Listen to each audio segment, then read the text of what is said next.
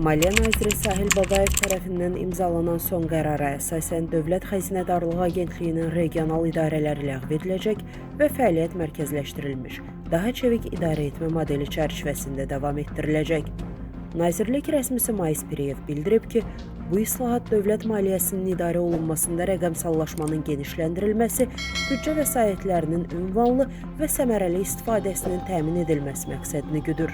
Qlobal İnfoza danışan iqtisadçı Eyüp Kərimli deyib ki, Dövlət Xəzinədarlığı Agentliyində regional idarələrin ləğv edilərək mərkəzləşdirilmiş modelə keçilməsi dövlət maliyyə idarəçiliyinin struktur və texnoloji modernləşdirilməsi istiqamətində atılmış mühüm addımdır.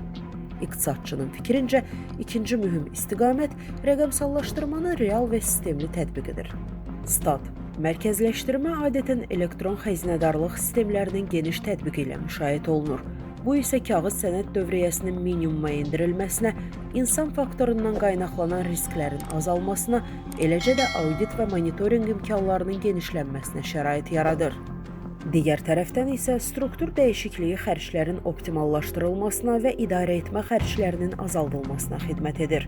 Resursların daha məqsədyönlü istifadəsi büdcə vəsaitlərinin səmərəliliyini artırır və maliyyə intizamını gücləndirir.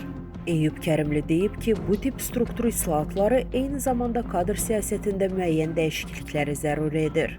Əməkdaşların yenidən ixtisaslaşması, onların digər struktur bölmələrdə yerləşdirilməsi və rəqəmsal bacarıqlarının artırılması aktuallaşır.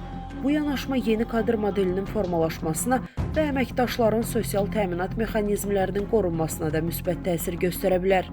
Statın sonu. Yazını tam şəkildə şərhdəki linkdən oxuya bilərsiniz. Əziz izləyicilər, xəbərlərdən məlumat əldə etmək üçün kanalımıza abunə ola bilərsiniz.